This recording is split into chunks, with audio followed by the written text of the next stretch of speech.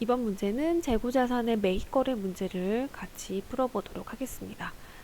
매입거래 문제에서는 거래명세서는 파란 색깔 거래명세서 증빙이 등장하고요. 매출은 빨간 색깔 거래명세서입니다. 자, 우선은 43회차 문제입니다. 우리 회사는 신비커튼이고요. 우리 회사가 다른 아이카페트라는 회사를 통해서 주 아이카페트 회사를 통해서 상품을 매입한 거래입니다. 그렇기 때문에 자료 설명과 평가 문제를 통해서 여러분들이 계정 과목, 금액, 거래처, 날짜를 파악해서 실기에 입력해 볼 수 있도록 해보겠습니다. 9월 10 날짜가 제시되었습니다. 상품을 구입하고 발급받은 거래 명세서이다. 상품 대금은 전액 말일에 지급하기로 하였다. 외상이죠. 외상이 발생한 거죠. 외상이 발생했고요. 나중에 지급하는 거니까 외상 매입금이라는 계정 과목이 등장합니다. 이 부분 매출 쳐놓고 외상 매입금이라고 적어 놓으시면 되겠습니다. 거래처는 주 아이카페트라는 회사에 매입을 했고 외상을 줬기 때문에 외상 매입금의 거래처는 주 아이카페트라고 보시면 되겠습니다. 이 부분에 해당되는 거래 자료를 입력하시오. 조금 자료 설명을 통해서 우리가 유추하기는 불충분한 자료가 있죠. 그래서 거래명세서를 보도록 하겠습니다. 역시나 우리 회사 신비커튼이고요. 상대 거래처 매입처는 주 아이카페트입니다. 날짜는 9월 10일이고요. 총 합계 금액은 130만원치의 상품을 매입했습니다. 그러면 상품에 130만원을 매입했기 때문에 차변에 상품 130만원, 대변에 금액은 상품 대금은 전액 말일에 나중에 지급. 말일에 지급 같은 표현으로 하면 외상이죠. 나중에 지급한다는 표현이죠. 같은 뜻이죠. 다 외상 매입금 주 아이카페트라고 실기에 입력해 주시면 되겠습니다. 실기 메뉴를 보시면요. 자, 우리 회사 신비커튼 상단 보시면 알 수 있죠. 기수와 날짜까지도 파악할 수 있습니다. 일반 전표 입력에 들어가서 날짜를 입력해 보겠습니다. 9월 10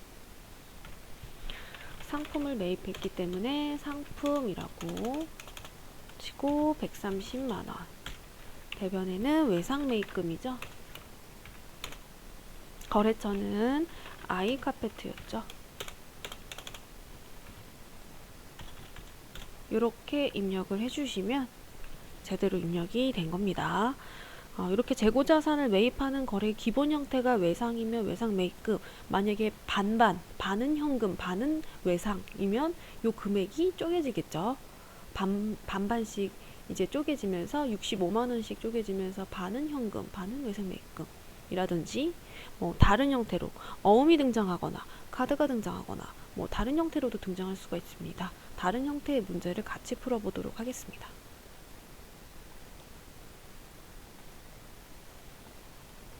39회차 2-3번의 문제입니다. 재고자산에 똑같이 매입거래이지만 자료가 하나가 더 이제 나왔죠? 등장했죠? 바로 어음입니다. 거래 금액을 이제 어음으로 지급하는 부분이 생긴 거겠죠. 이 부분을 같이 학습해 보도록 하겠습니다. 자, 자료 설명부터 읽으면 날짜는 8월 14일이네요. 상품을 매입하고 발급받은 거래명세서이다. 대금 중 150만원은 현금으로 지급하고 잔액은 전자어음을 발행하여 지급하였다. 상품을 매입했기 때문에 차변에 상품이란 계정 과목이 등장하겠네요. 금액은 우선 알 수가 없고요. 대변에 상품의 대금으로 지불하는 자산의 감소는 우선 150만원치의 현금이고요. 잔액은 또 얼마인지 알 수 없으나 전자어음 발행 밑줄 쳐주시고 이 부분은 지급어음이라는 계정 과목이 등장합니다. 우리 회사가 물건을 사고 돈이 없어서 어음을 발행한 경우죠. 그렇기 때문에 지급어음이 발생하게 됩니다. 자, 평가 문제를 마저 읽어보겠습니다. 거래 자료를 입력하고 자금관리 정보를 입력해서 지급어음 현황에 반영하시오. 어음에 대한 상세 내역을 입력해 주셔야 된다는 부분입니다. 같이 한번 풀어보도록 하겠습니다. 자, 우선은 상품의 금액이 얼마인지, 그 다음에 이제 그 금액과 잔액이 지급어음의 금액이 얼마인지 파악해 보도록 하겠습니다. 39회차에 우리 회사는 전진유리이네요. 공급받는 자가 이제 우리죠. 우리가 물건을 받는 거고 우리에게 물건을 공급한 공급자는 강남건업입니다. 8월 14일자로 350만원치의 상품을 유리를 구입을 했습니다. 그러면 차변에 상품 350만원이라는 분계가 되고요. 대변에 150만원은 현금으로 지급했고 350 중 150을 제외한 잔액, 즉 200만원은 지급어음이 되겠네요. 이렇게 계산을 해도 되고 전자어음에 200만원이 이미 찍혀 있죠. 그래서 이 부분을 보시고 분계를 해주시면 됩니다. 자, 실기 프로그램을 펴서 그대로 입력해 보도록 하겠습니다. 39회차 문제를 가지고 와야 됩니다. 지금은 43회차죠. 39회차를 로그인한 후 실기를 입력해 보도록 하겠습니다. 자, 39회차 이제 회사는 전진유리입니다. 우리 회사는 39회차고요. 39회차 로그인이 됐고요. 보시면 똑같이 일반 전표 입력에 들어가서 8월 14일 똑같이 43회차 문제를 풀었을 때처럼 똑같이 풀어보시면 됩니다. 우선은 350만원치의 상품 유리를 매입을 했었죠. 150만원치는 현금으로 지급을 한다고 했었습니다. 그리고 나머지 잔액은 지급어음을 발행한다고 했습니다. 자, 지급어음의 거래처도 입력을 해주셔야 됩니다. 우리 상대 거래처에게 우리가 발행을 했죠. 강남건업이라는 거래처에게 우리가 어음을 발행을 했습니다. 강남건업 귀하 나와 있죠. 자, 그래서 강남건업 금액 200만원이고요.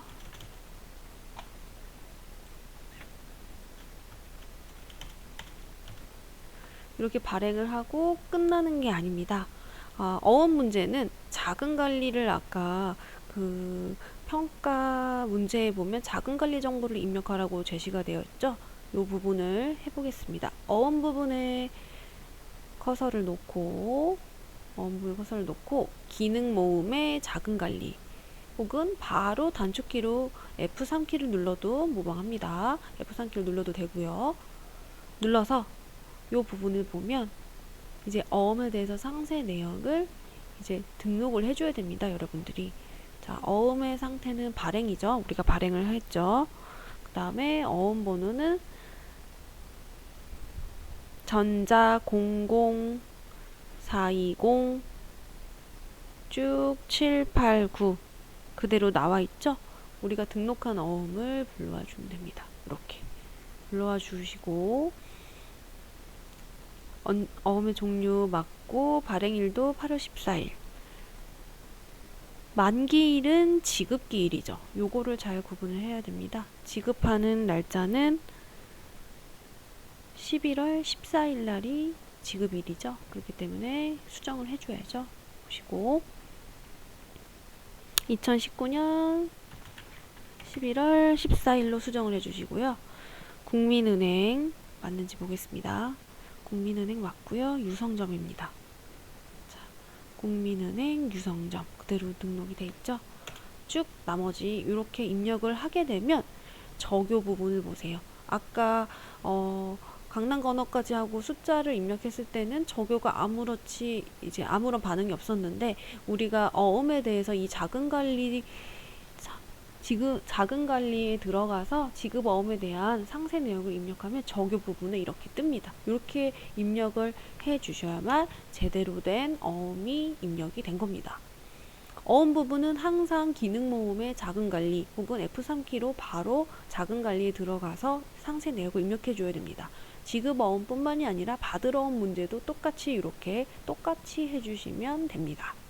자, 이렇게 해서 입력을 완료해 주시면 되고요. 또 다른 형태의 문제를 풀어보도록 하겠습니다. 똑같은 재고자산의 매입거래입니다. 자, 상호를 보니까 우리 회사가 윤화악기네요. 윤화악기이고 상대 공급한 공급자는 승윤악기입니다. 우리가 승윤악기로부터 악기를 구매를 한 경우네요. 매입한 경우입니다.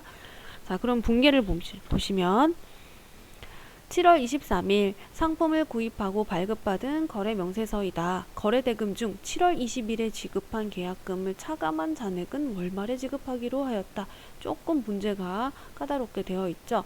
우선은 거래가 발생한 날은 7월 23일이고 상품을 구입했습니다. 그러면 차변에 상품이라고 오겠죠. 계정 과목이.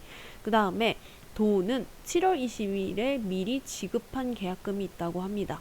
그러면 계약금을 동그라미 치고, 계약금이라는 말이 등장하면 우리는 두 가지의 계정 과목을 유추해 볼 수가 있습니다. 선급금, 선수금입니다.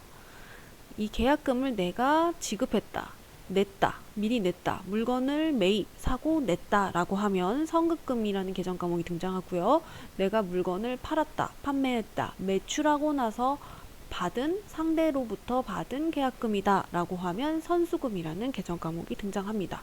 이 문제에서는 우리가 윤화악기가 물건을 매입했기 때문에 그 매입에 대한 물건이 오기 전에 미리 지급했기 때문에 여기에 등장한 계정 과목은 선급금이 되겠습니다. 그래서 미리 낸 선급금, 계약금을 차감한 나머지만 잔액은 나중에 지급한다. 나중에 지급하기 때문에 나중에 지급하는 것은 두 가지가 있죠. 미지급금과 외상매입금이 있지만 상품 거래에서는 미지급금을 사용하지 않고 외상매입금이라는 계정 과목을 사용합니다. 따라서 정리하자면 차변에 상품이란 계정 과목이 오고요. 대변에는 선급금, 또한 대변에 외상매입금이라는 계정 과목 두 가지가 옵니다. 이 선급금이 얼마인지, 외상매입금이 얼마인지, 상품이 얼마인지는 거래 명세서를 통해서 파악할 수가 있겠죠. 보시면 7월 23일 날짜 똑같고요. 상품의 금액은 400만 원이네요. 그러면 우리가 상품의 금액은 알았지만 지금 이 문제에서는 선급금의 금액이 얼마인지 알 수가 없죠. 그렇다면 7월 21일자에 이 붕괴된 선급금에 관련된 거래를 보고 금액을 파악하셔야 됩니다. 한번 보도록 하겠습니다. 37에 윤화악기 로그인 되어 있습니다. 보시면 상단에 윤화악기가 우리 회사 있고요. 7월 22일자 선급금의 금액이 얼마인지 확인하려면 일반전표 입력에 들어가셔서 7월 20일자 분계를 보면 되겠죠. 차변의 선급금 40만원, 대변에 현금 40만원, 금액은 40만원이네요. 우리가 물건을 구입하기 전에 40만원은 미리 계약금으로 줬었고 잔액은 나중에 지급하기 때문에 선급금은 40, 잔액은 360만원이 외상매입금이 되겠습니다. 이 부분을 분계로 같이 입력을 해 보도록 하겠습니다. 7월 23일자 차변의 상품 금액은 400만원이고요. 대변에는 선급금이 있었죠. 자, 선급금에도 어느 거래처에서 우리가 미리 계약금을 주었는지 받았는지 거래처를 명시해 주어야 됩니다. 자, 승윤악기죠. 승윤악기 40만원. 다음에 대변에 나머지 잔액은 월말에 지급, 외상매입금입니다. 외상매입금 역시도 똑같이 거래처를 입력해 줘야 되고요. 역시 똑같은 승윤악기가 우리 외상매입금 거래처이죠. 승윤악기한테 이제 360만원을 외상을 지었죠. 이렇게 분계를 하게 되면 7월 23일자 재고자산의 매입 거래가 완료가 됩니다.